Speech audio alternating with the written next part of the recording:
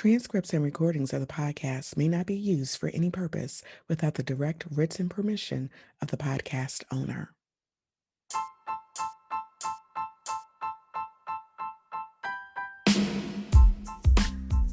Welcome to LITE It Up, a podcast about resilient women balancing motherhood, their careers, personal lives, and all of the challenges that come along with being a superwoman. Each week, you'll be motivated to take action to lead, inspire, transform, and empower. Now, here's your host, Dr. Aginah Musherah.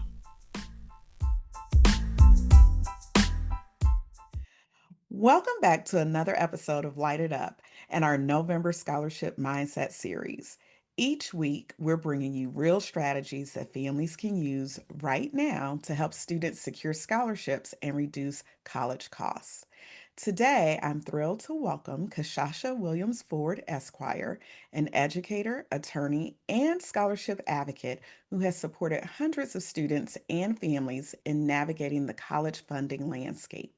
She leads several online scholarship communities, which I'm a part of, and she also hosts virtual and in-person workshops and blends her background in education law and parenting experience to help families find credible scholarships, avoid scams, write competitive essays, and stay organized throughout the scholarship season without feeling overwhelmed.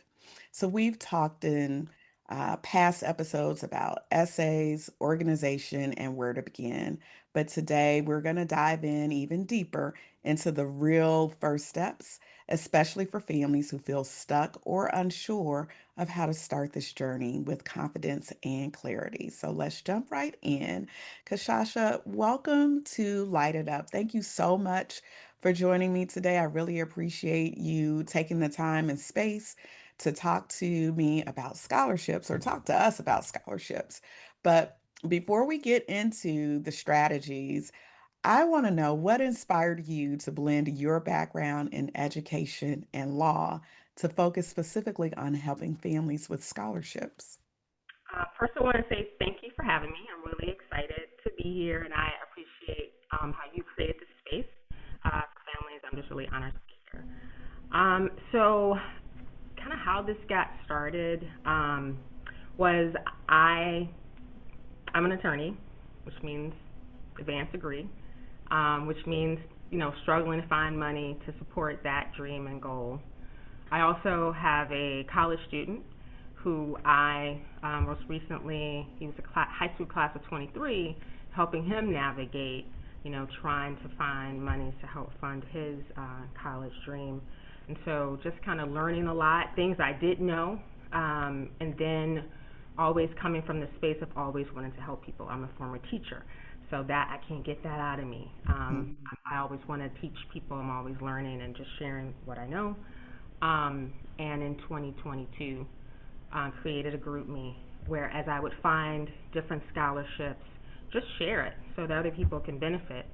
And so from 2022 to now, I have about 3 different GroupMes that have about 1,000 people across all 3.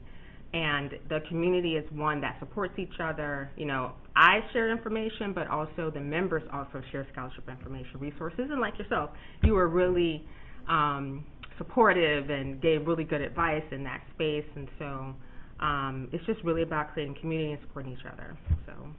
Yeah, it's a really daunting task trying to find funding for college because college is so incredibly expensive, as we all know. And times just aren't the same. I think all of us want to make sure that our children don't incur the amount of debt that we did. Like when I kicked off this series, I talked about how by the time I was done with all of my degrees, and I went to law school, I didn't finish. I got to go back.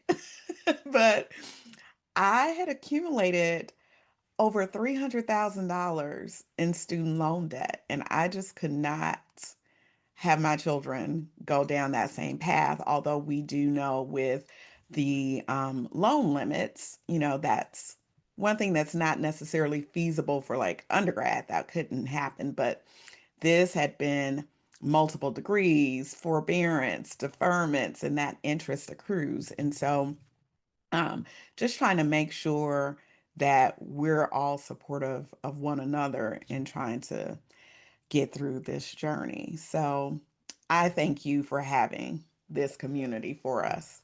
No, I thank you, and thank you for sharing your story. I was in the same situation. I have three master's degrees, a JD, and a bachelor. So much of that was funded through loans, and I didn't want my son or my youngest son to go through that same thing. So it's just you do better when you know better, and then also just sharing the information so that we all can benefit because that's the thing that helps us be better and to achieve our goals. Absolutely. So, let me ask you, in your work with supporting families, what early patterns have you noticed, or did you notice, that showed many students simply weren't sure where the first step should be as far as searching for scholarships or starting the scholarship process? First, I would say it's just a mindset. First, we have to, create this growth mindset. There are a lot of myths about finding and applying to scholarships that you have to kind of break through first to get people to understand, like, there are scholarships for everything and everybody and every amount. And so one of the big myths that some people share with me is like, oh, I don't have a 4.0 GPA, so I'm not going to be able to find scholarships.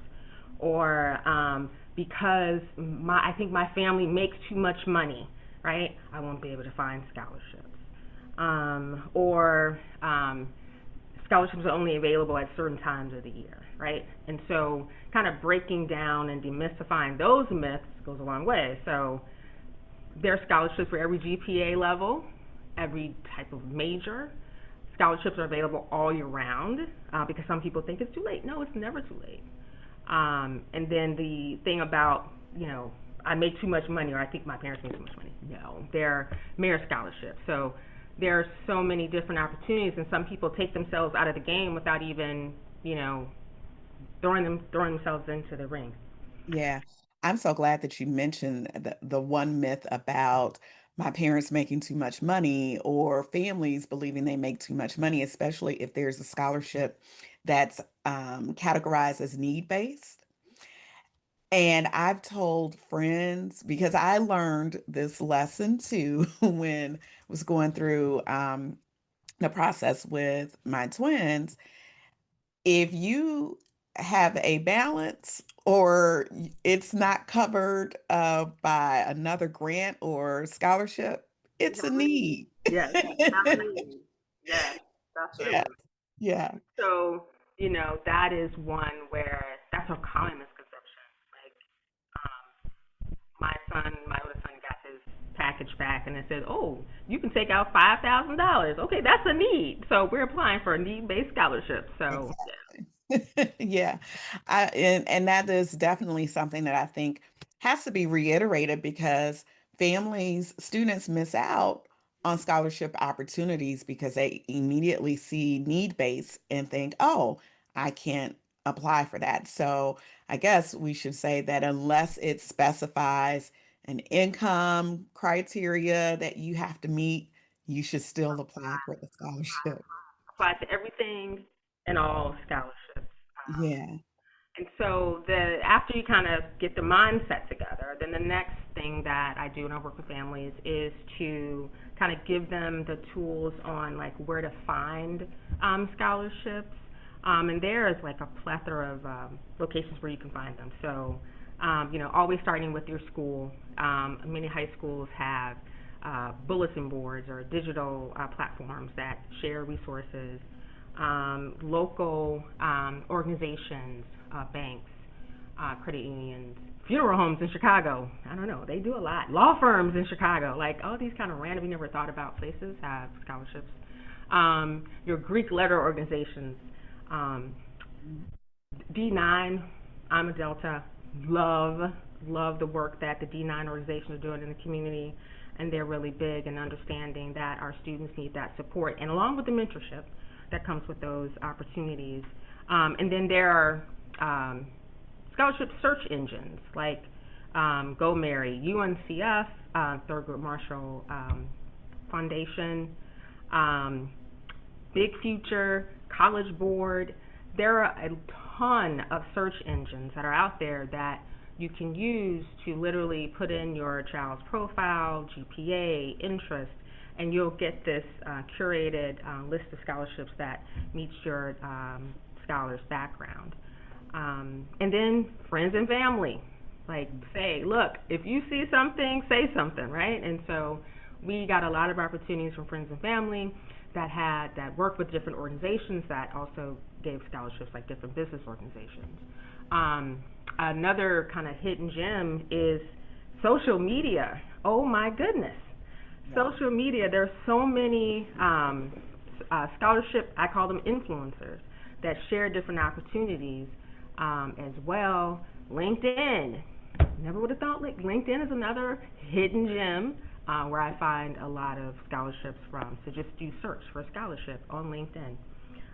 But there's so many places that they're available. You just have to be willing to put in the work to do the searching, right? It takes time, and it's like for me when my son was graduating in 23, it was like a part-time job, right? I clocked hours. I had Yes. my son. We had days of the week where we just sat down and we did this work together. Either researching, I'm looking over essays, but it's something that you do have to dedicate time to, and then be organized, right? And so you can find all these great opportunities, but if you don't curate them in a place where you can track what you found, track what you submitted, keep in a digital folder copies of your essays and the materials that you submitted, when you are organized, that really sets you up for success. When my son applied in his senior year, he applied for over 50 different scholarships, and that was like low when I talked to some of my other colleagues. But he did really well. His first year was completely funded. It never ends, like even when they're in college, and so that's another myth. Like you can only find scholarships if you're a senior in high school, and that's not true. There are opportunities while you're in college, right? Right. So it's a never-ending quest, and you are a parent of college students, so you know as well. You're always looking, Yes. and your kids are always applying. So. Yes. It never ends. Like you said, it's a part-time job. I think sometimes you and I are both up at 1, 2 o'clock in the Oh morning. yeah. Oh yeah. Yeah. But Yeah. it's really been exciting because kind of just working with my son in this way has kind of brought us closer because he's been able to see what he's been able to achieve, and I've been able to say I've been a part of that success. And Mhm. so, like, my role has been to find the scholarships. His role is to do those essays. And yeah, it's been a great partnership. And so, the other thing is, we as parents, we have to help our children because Yes. it's a lot, especially if they're a senior. They're trying to do all the senior things, and so we want to be a support. And so even when they go into college, they're now college students trying to balance all the things. And so it's really important that you approach this as a partnership and you do this together. And they will thank you. My son thanks me all the time. He is very Yeah. humble and very grateful for the work that we've been able to do together. And I'm very proud of him for sticking it with me, sticking it out with me, and not saying, "Mom, leave me alone, I'm not doing it." Like he's Yes. never not um, been open to what I've presented to him, and so I thank him for that. Yeah. I'm glad you said that because it is definitely a team effort. There is absolutely no way that our young people would be able to go through this on their own without the support and guidance of their parents or family or whomever is there, a part of their village to help them. Because if it's overwhelming for us who are doing the searching, just imagine if you had to go through that process by yourself without, yeah. So with that, with there being, the scholarships that are out there with all of these various search engines that you've mentioned, what is the very first thing that families should do before they even begin to search for the scholarships? So I guess when I say getting organized, it's like I say like a 5-step process. One is getting all your materials together, right? So having your recommendations, your transcripts, your testing materials, your short bio, your picture, and then if you've had some um, essays that you've already kind of drafted, like personal statements, like having that all in one place, right? So when it comes time to apply, you're not searching. It's all in one place. And so I'm a big digital folder person. Like I organize everything in Google Drive. My son also does the same. So that's one thing. The next thing I would say to kind of get ready and organized is to really set up that time where you say, this is the day that we are going to do this work. This is the day. And you commit to it, right? Mm-hmm. If you think about the school year calendar, there are at least 2 or 3 days during the month where you're not in school, right? Mm-hmm. It's either some holiday or some professional development day. Use that day. So it's not taken away from anything, fun, right? The third thing I would say is to make sure you calendar when things are due because you don't want to miss the deadline. And so the trick that we always, or I said for my son, I would tell him it was due 2 weeks before it was actually due to make sure we were never late, right? You got to calendar everything. Yeah. The fourth thing I would say would be to make sure that someone, even if it's not you or someone else that you trust, is looking over these essays to make sure that the the editing we don't have gross grammar mistakes, things like that. And then the fifth thing is to, and this kind of goes with kind of the essays, but when you're writing your essays, you need to tell, I would say, like a memorable story, right? So you have to show and you have to tell. And so when you're writing these essays, you're talking about impact that you've made or how you've grown or some story that will set you apart. I'm not saying tell a sob story, like some Mm-hmm. sad story like your dog died and, this is why I want to be a vet. But it needs to be a powerful story that people can connect to that they will remember. And so Mm-hmm. that kind of goes into the piece around the essays. Um, and but tell an authentic story, right? Yeah.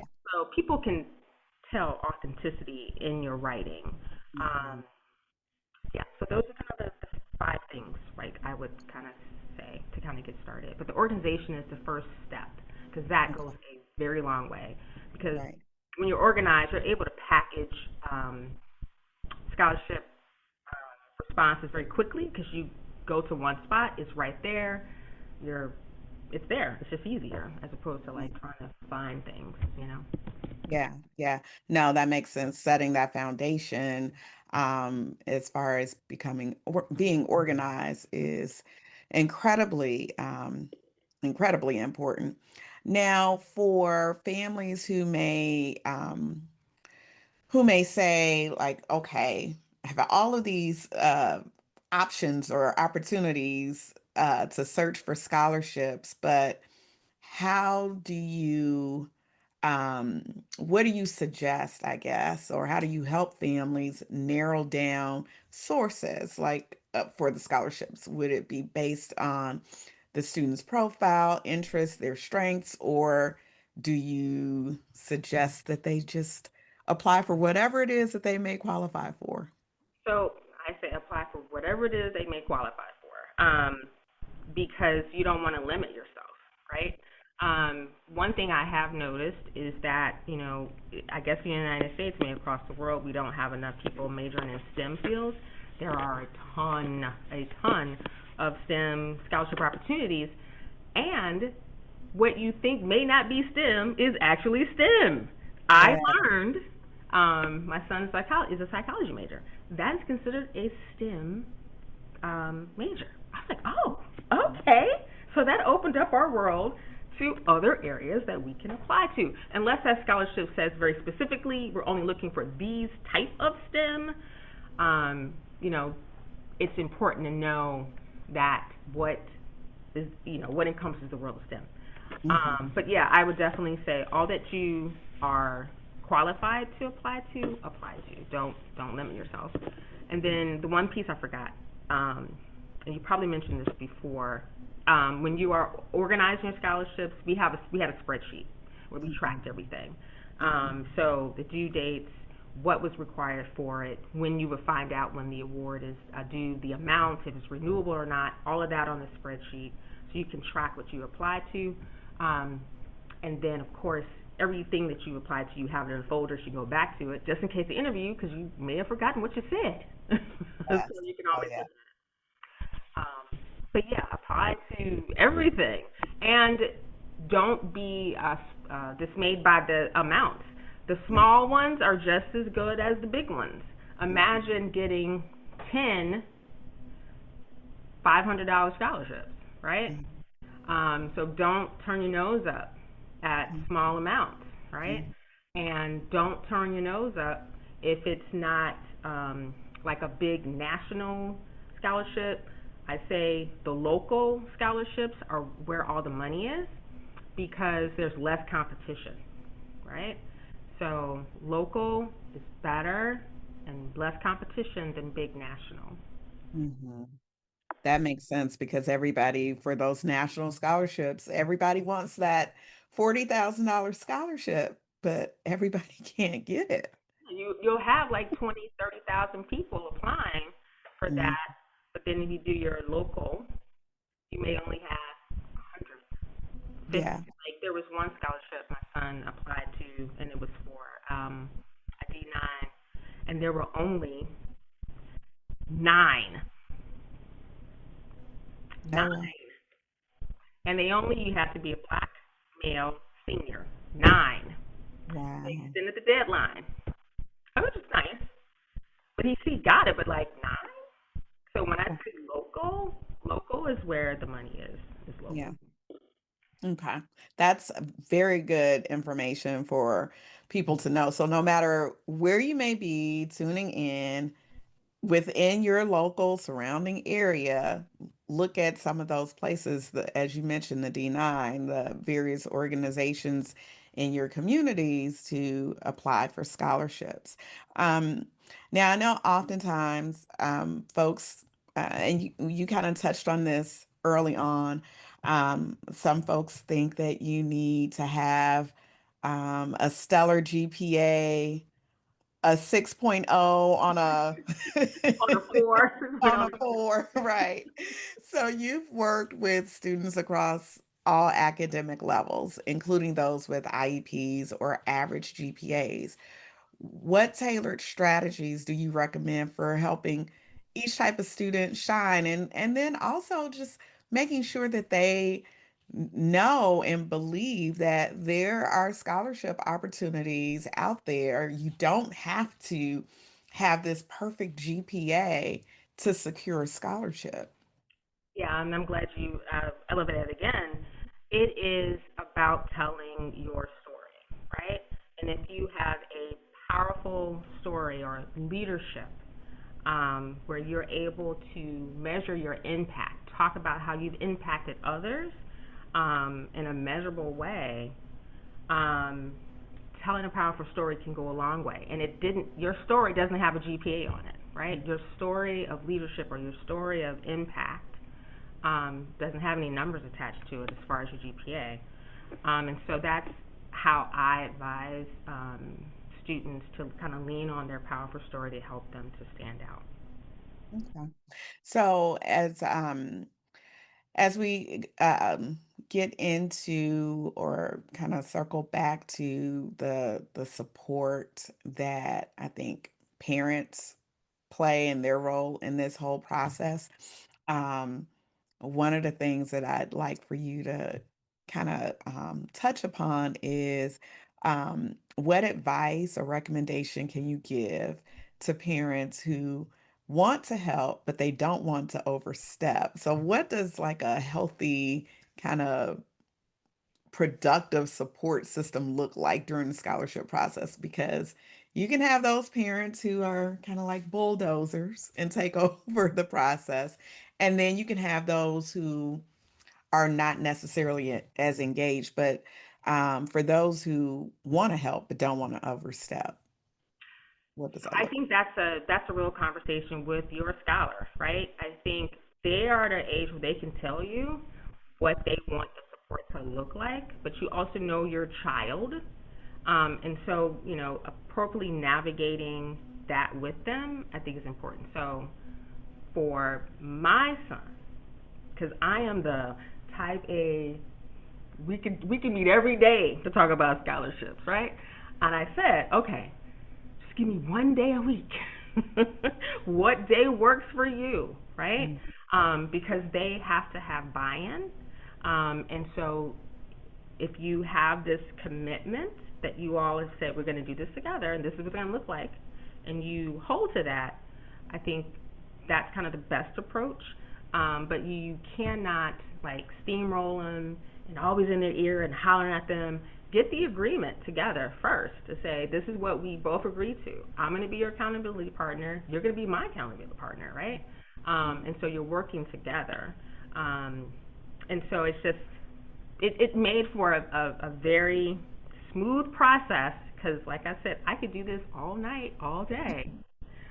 But I said, son, what works for you, right? And so you really have to have that conversation with your scholar and ask them what will work for them. How early should folks start? How early should students You know start? Because what? that's another. You can start as early as third grade. Like honestly, there are literally scholarships for third grade.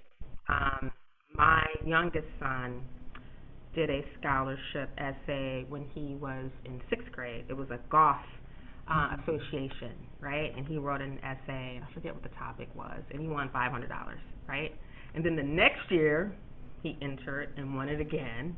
Less money because we're more is more competition because I shared it out with the group, so there were more people applying, which is good. What's for Mhm. you is for you. It's not about Right. manipulation. So yeah, as early as third, I think Google has one. I think you can be a third grader. I'm gonna post it in the group me, but they have Mhm. a drawing doodle scholarship. Um, my son last year did Carnegie Young Leaders. He got that fellowship, and it was for $2,500 to Mhm. be a group leader for an impact project. And he was a sophomore when he applied to that. So it's never too early. Like you Okay. can start literally now, Okay. any grade. Carson Scholars starts at about third or fourth grade, but there are opportunities in all age, and grades. Mhm.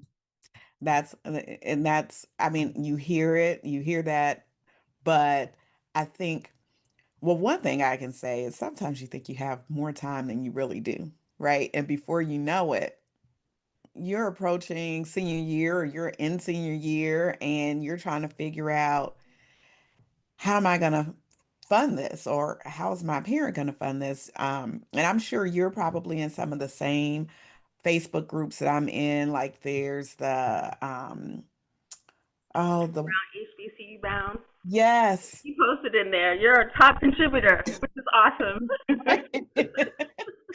Yeah, I get the names mixed up. But yes, and what you see year after year is the student is accepted or they have their dream school, right? That they want to attend.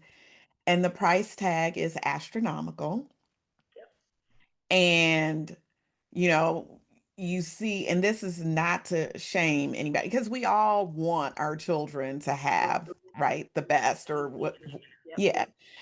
But not having those real conversations with your child before you start the process also can bring about an increased amount of stress as you're going through this process, because if you've not had the conversation with your child about how will I pay for Spelman or Howard, and this is your child's dream school and they get in, but the funding is not there, or it's not what you thought, because all of us want our child to get a full ride, but they can't give full rides to everybody, you know. Yeah. Um, and in my experience, because I had two with having twins, I think my type A personality went to a whole different level. I remember the post-secondary counselor at my children's high school had to step in because I reached out to him probably in January of their junior year of high school saying, we need to meet to discuss XYZ.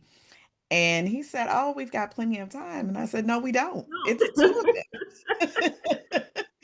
But he kind of he reeled me in just a little bit.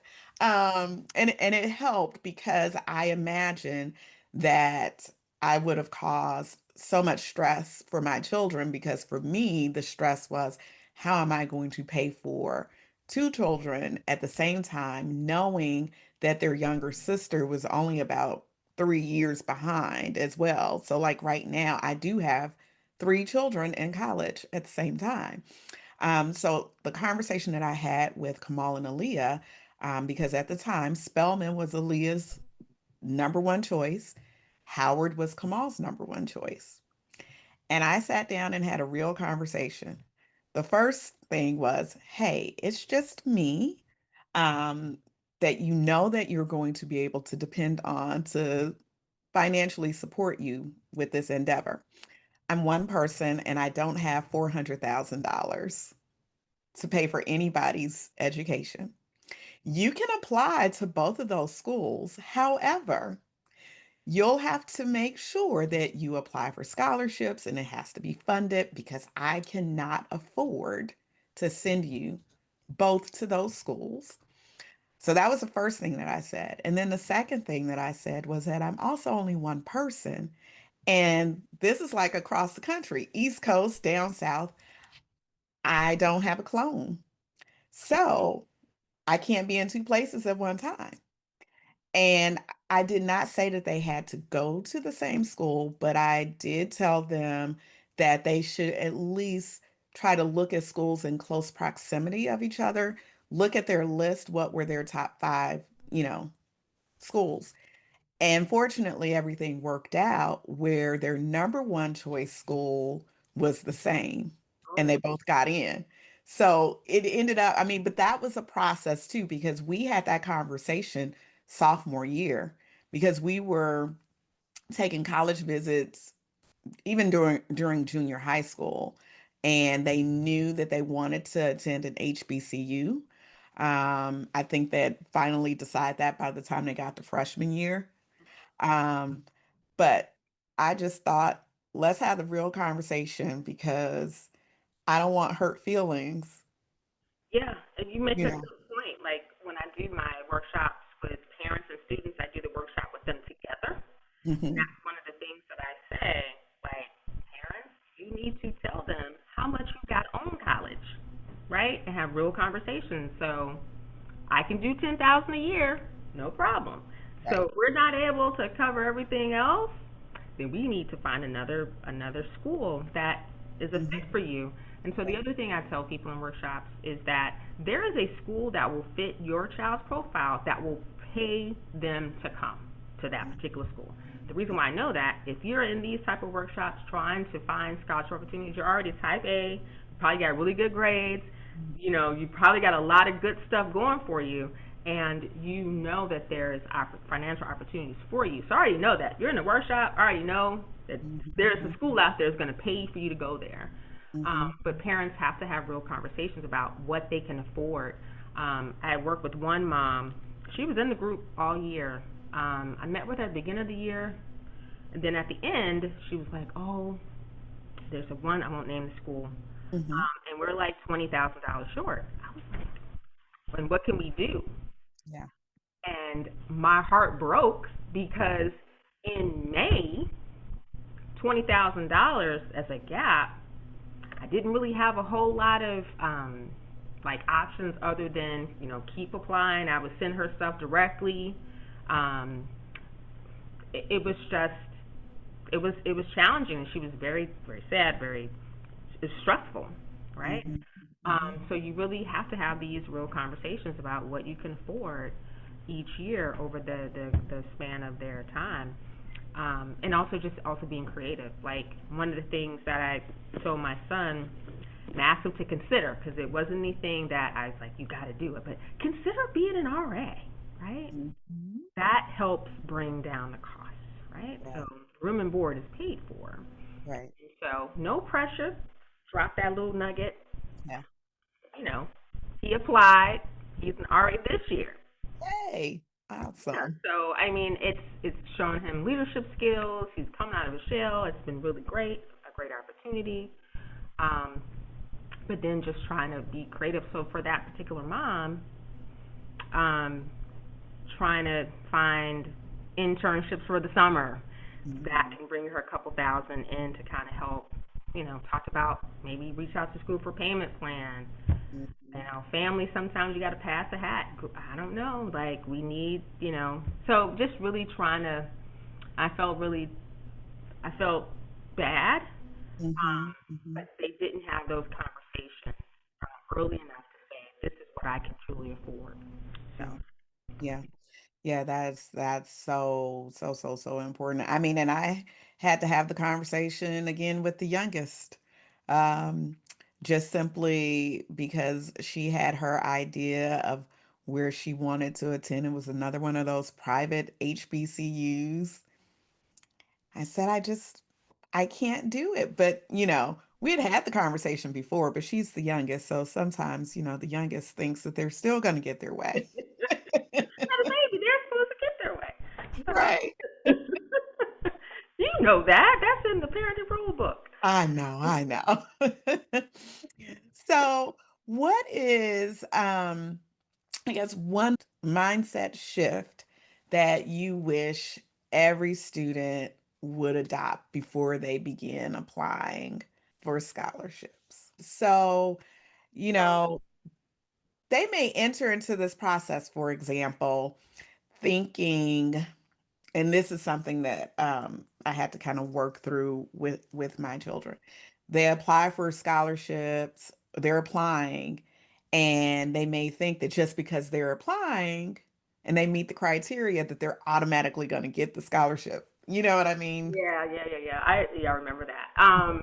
So I guess going into it, you Hmm. have to know, like, this is honestly a numbers game, right?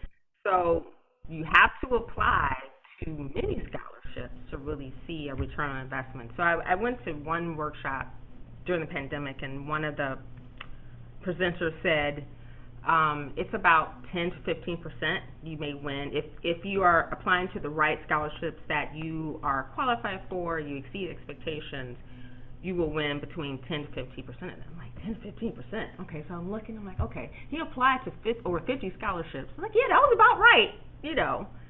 He won like 8, but the 8 were very sizable to help him, cover that first year in its entirety. But yeah, so the mindset definitely you won't win every one, and it's okay. But the ones you win are the ones you were supposed to get. So my mind says, like, what's for you is for you, right? That meant someone else that needed it more than you got it, and the ones that were for you, you will win. Yes. So that's something that I would probably just remind people going in. You have to Hmm. apply to many. Don't just apply to 5 and like, okay, 5 is Right. not going to get it, right? Right. You need Yeah. to apply to many Yeah. scholarships. Yes. And it doesn't end once you get to your first semester or second semester. It's ongoing. It's ongoing. It's it's fall senior year. It's spring senior year. It is summer senior year. You graduated. and you are applying over the summer. Yeah. Yeah. Um, so. Well, one thing that I suggested, and it actually, fortunately, worked in, I'm gonna say it worked in Khalees's favor, but when she first started applying for scholarships, she got tons of rejections, right? But she was like, every time I would send her something, I remember there was one evening you posted something in the group. It was like a literary something scholarship. It was for like $250. The deadline was like the next day. And I said, Khalees, here's the essay question. Write this essay for this scholarship. She's And I like, know she wanted to say, lady, would you please leave me alone? look, lady, this is not our agreed to day. What are you doing? Right.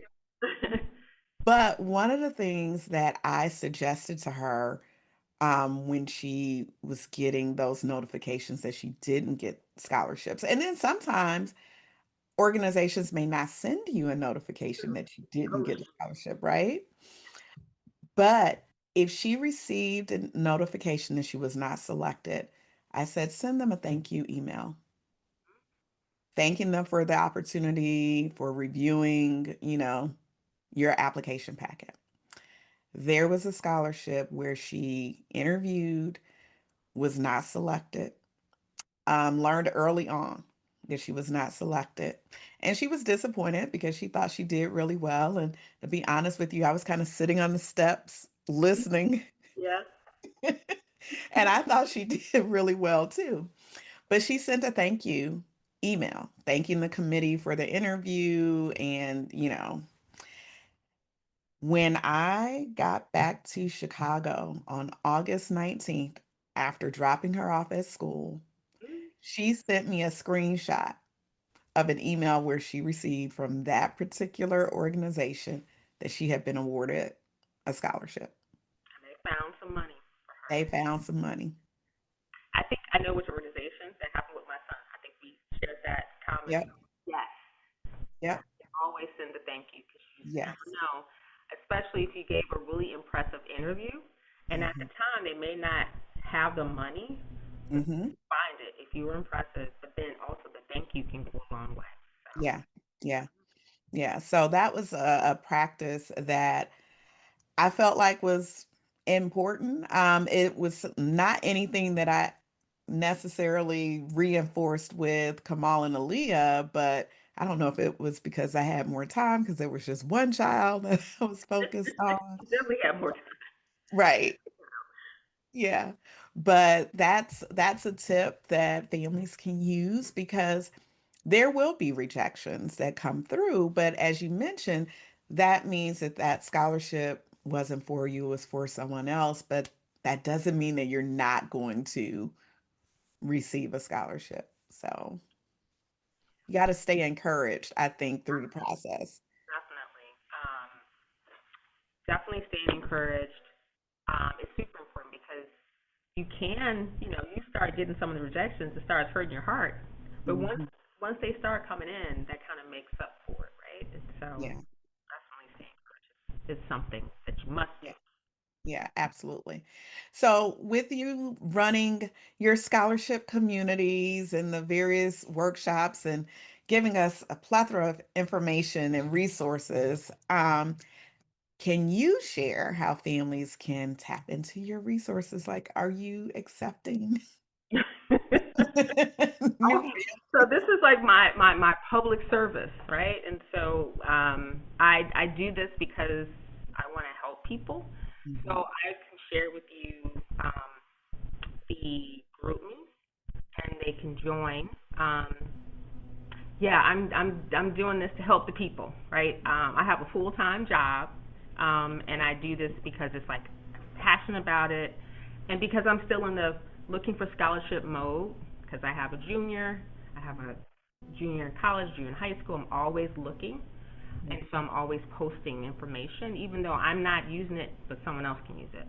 And then the Right. other thing, the group me's are really like archives, right? And so even Mhm. if you were a member of 2024, you can go back to that GroupMe and look at everything that was posted. So it serves as an archive as well. So I will share that with you and All join right. the GroupMes. I have three, one for undergrads and grads, where post, and it's called undergrad, grad, scholarship, internship. So I put fellowship, internship, scholarship information. Even for professional school students, I have a high school class of 2026 GroupMe, and then I also have a 6th grade through 11th grade GroupMe, where I put different scholarships and resources for that age group. Like, it's never too early, right, to start Mhm. looking for scholarships, even in grammar school and middle school. So, yes, I will share that information with you. And when I Oh, do my next set of workshops, I typically do workshops in the summer, virtually and in person. I will share that with you, and you can share with your community as well. okay, awesome. Well, I certainly appreciate the work that you do for the community because there was this past summer, and there were several of us at the same scholarship ceremonies. And it was so fun to see you all have a chance to get out of the group chat and Yeah, each other in real life. That is yeah, so powerful and just warms my heart.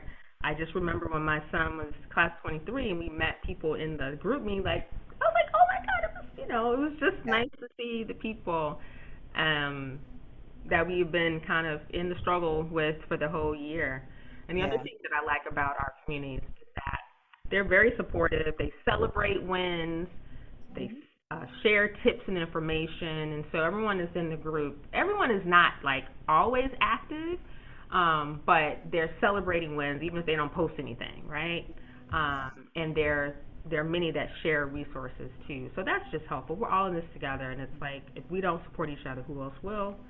And we want all good things for our kids, and it takes a village, right? That's right. So this is a village. Yes. Well, thank you for being a part of my village. I appreciate it.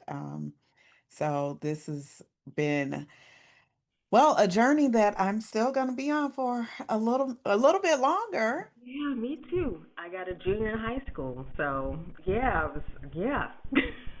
Yeah.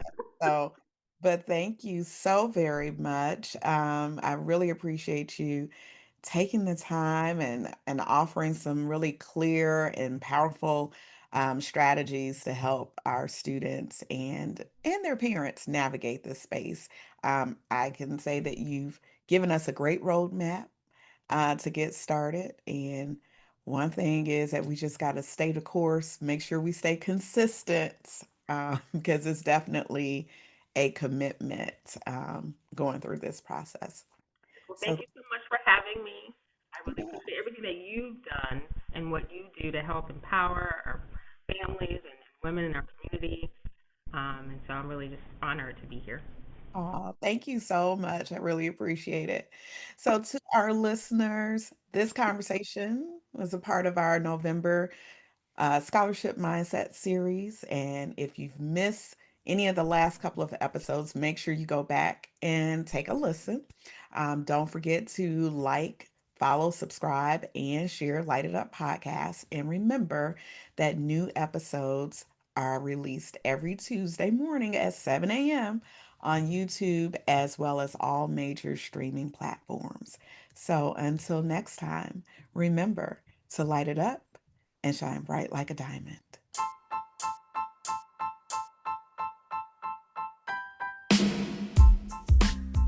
Thanks for joining me this week on Light It Up. Make sure you visit my website at www.lightituppodcast.com or www.aginahmuhammad.com. You can also find me on social media using the handle at Light It Up Podcast. If you like what you've heard, please be sure to hit the subscribe button so you'll never miss a show. While you're at it, I'd appreciate a rating on iTunes, or you can simply tell a friend about the show. Be sure to tune in every Tuesday for a new episode. Until next time, light it up and shine bright like a diamond.